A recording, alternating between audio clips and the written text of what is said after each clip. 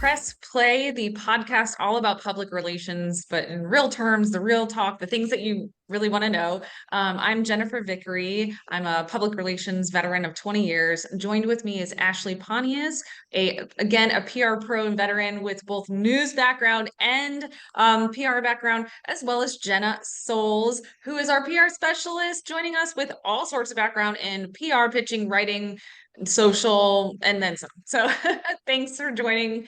Welcome to this episode where we are talking about revising, or rather revamping the pitch, reviving the pitch. So this happens to everybody, but where you have a really good pitch, a really good topic, and it maybe like nothing happens, nobody picks up on it initially. So does it just die? And we really feel like it doesn't. So we feel like it can be revived. Ashley, will you talk a little bit about that, what that means? Yeah, breathing new life into a pitch. Like you said, it happens to everyone. You could be the first day on the job. You could be 20, 30 years into this, like we are. And there are some pitches that you think are just going to be amazing and do not get one email back, one pickup. And you can have a pitch that you're like, oh, I just sent it out. Maybe it'll get something. We aren't really thinking it's going to do much. And you'll get 3, 4, 5, 10 reporters coming back wanting to do a story. So it's not an exact science, but there are tactics that we've learned and that we use every single day to just get reporters reinterested and revitalize pitches that maybe it's a topic that our clients just really want out there and really want to speak on. So we have to get creative and find ways to make it work. I think one of those main reasons why some of these great stories that are like, we have characters, we have visuals, we have everything that's put together, it's wrapped up with a bow. One of the main reasons why those don't get backed up is sometimes there's a breaking news story and there's nothing you can do because all of the news stations are covering it immediately. Maybe it's during the time of the event where you put on and you had this whole elaborate story that you put together, and there are ways that you could save that. There are ways, even if it's a timely thing, we can put that back together. We can add visuals, we can work with the reporters, and that's where revamping the pitch really comes in. Yeah, it's such a great point. Timing is everything. Just today, I had stations come and say, we just don't have the crew. We don't have the staff to send and cover this story, but can you send pictures? Can you send video? Can you take a soundbite? Sometimes it's as simple as that. If they have breaking news, if they simply don't have the staff, we know a lot of these newsrooms now, they're reporters, they just don't have as many people. It could be as simple as you taking it upon yourself to send video and pictures on your own and getting that great coverage. Yeah. And sometimes we get feedback with those pitches that ends up being really valuable. So thank you for those reporters and producers that do that. But I've found that, yeah, sometimes when I get that feedback, I make that adjustment, meaning feedback is like, I like this story, I like this pitch, but can you bring in this person? And then I realize I am going to do that. And I can bring in that person on a few other targeted pitches, and then it gets pick up. Have you guys faced that? Yeah, absolutely. A lot of times, if we send out a pitch, and we're always centering it around our organization, our client, and their spokesperson. And so sometimes we'll have producers or a reporter come back and say, well, I'd love to do the story and it would be great to talk to them, but can I talk to a real person, a consumer? A great example, I think I sent out a pitch this week about inflation. So it's great to talk to a financial counselor, but can you also get me a customer, someone who can talk about the real impact on their life about rising prices and what it means for them. And you don't always think about that when you're solely focused on, oh, I have to get my client in the news. You don't think about that part of the reporter's job to really make a well-rounded story. They can't just have 5 sound bites or quotes from your client. They want that real character, the real customer, the person to round out their story. So providing them with that, kind of like you were saying, Jenna, gift wrapping the story, the news pitch for them is really going to increase your chances of pickup. And sometimes it's as easy as that, and we forget about it as PR professionals because we're in a hurry and we're thinking, oh, let me get my client in the news. And we don't think as much about making it a real story for the reporters.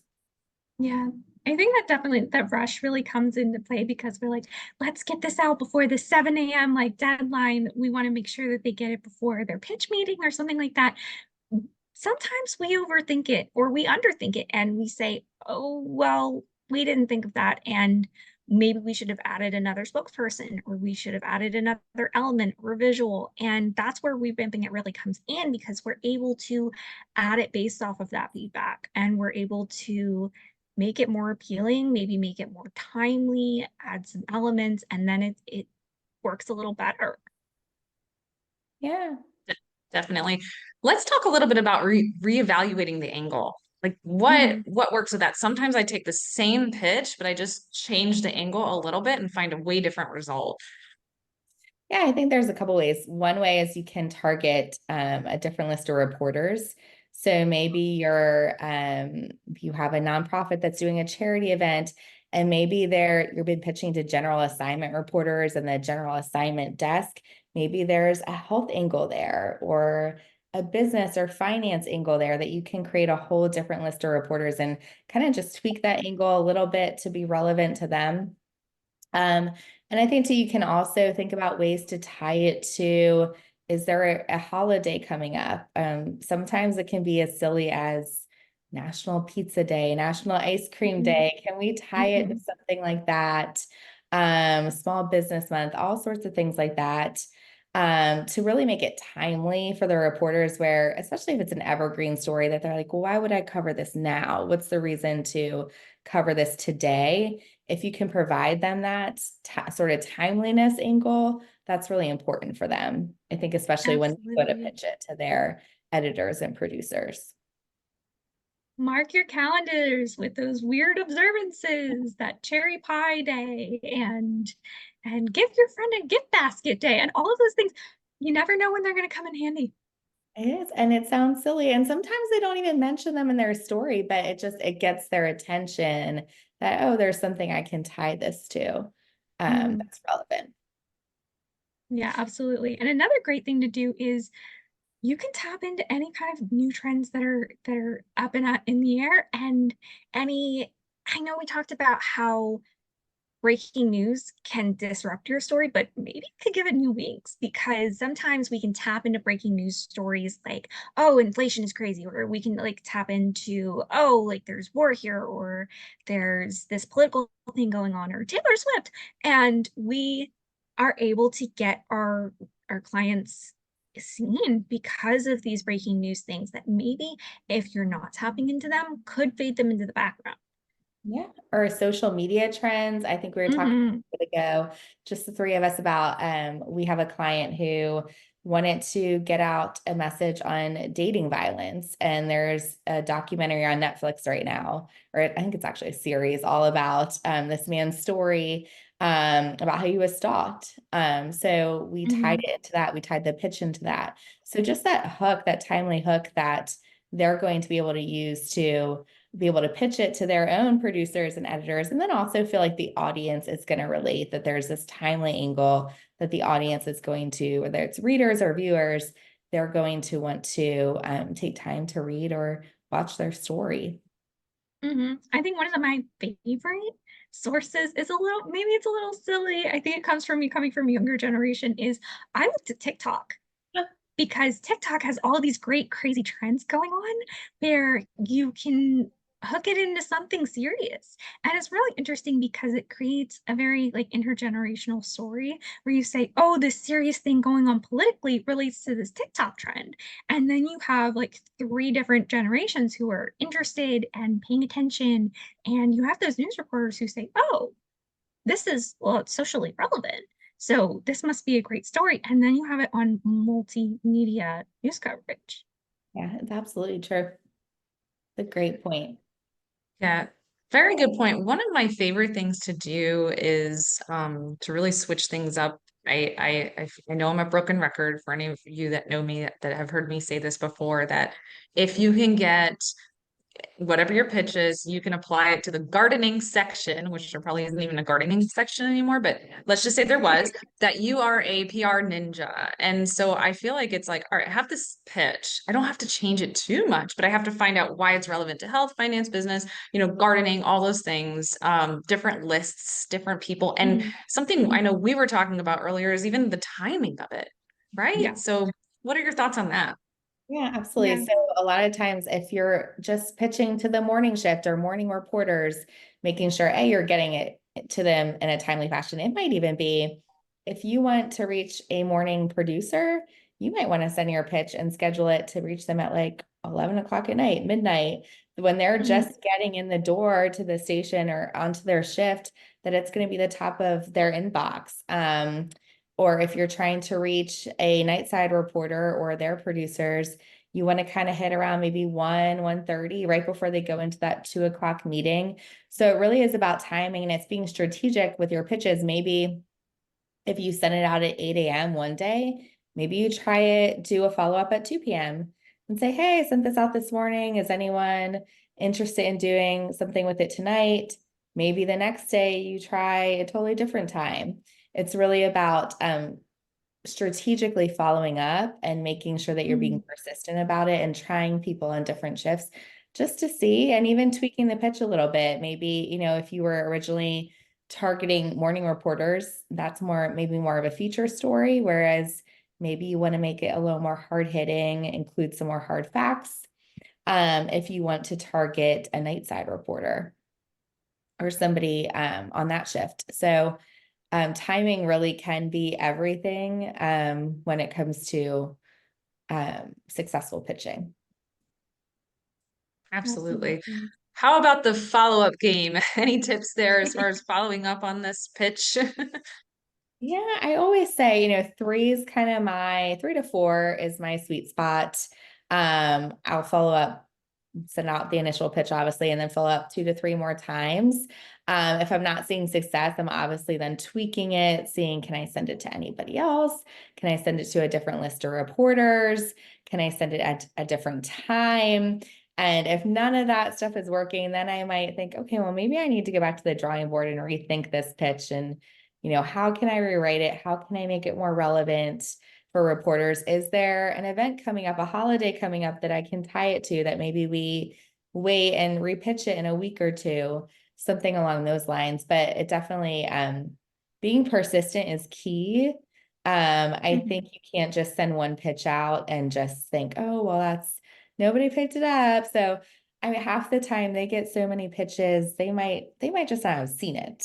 So you can't just assume that they weren't interested because they didn't answer the first time. Even the second time, I would definitely say I would keep following up 3 to 4 times, maybe trying different times, different angles, maybe a little different angle, adding different elements that you can provide for them to the story before you give up and kind of go back to the drawing board.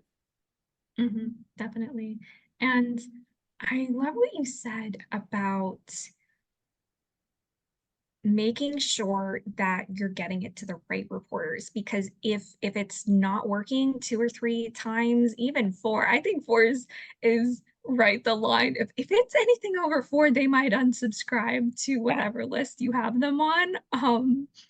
And no matter how helpful the information is. Yeah. But I think it's so great when we get the right reporter, when we get that connection going and we get the right media list. I think that's so, so, so important, is to get the right media list, because that's when you're going to see that feedback, that responsiveness. And like you said, it's not always the people you immediately think of. Yeah. It could be lifestyle reporters, it could be health, it could be the gardening section, Jennifer. And really any of it, whatever works, whatever gets our client the attention and the media and that recognition that they deserve. Absolutely. And doing the research too. I think a lot of times, if you put thought into your pitch and really show that you've read maybe work that they've already done, you've watched their content, you know what kind of stories they're covering. For example, a morning reporter is probably going to cover on TV, they're going to cover more things where they can do a live shot with it, that they can, there's something visual behind them maybe, or there's something, even if it's just them standing in front, they don't necessarily have to interview someone in the morning. They can package it the day before, but something that you're really being thoughtful with and understanding the type of content that they need. I think that that's when you really build those relationships where those pitches start to really hit on a consistent basis. That's right. So I think that what you're hearing is the moral of the story is don't give up. It's not personal. It could be a number of number of things that factor into it, and that it's just a little bit of luck, but a little bit of applying the strategy as well. And a little bit of stubbornness. Yes. We will get it in there. We will get it. We'll get it the attention it deserves. We're just gonna have to figure out a strategy that works. That's right. Well, you can also check out, we have a blog about this as well if you want some points on this written, but also tune into our next episode of Press Play. And we just so appreciate you joining today. See you soon.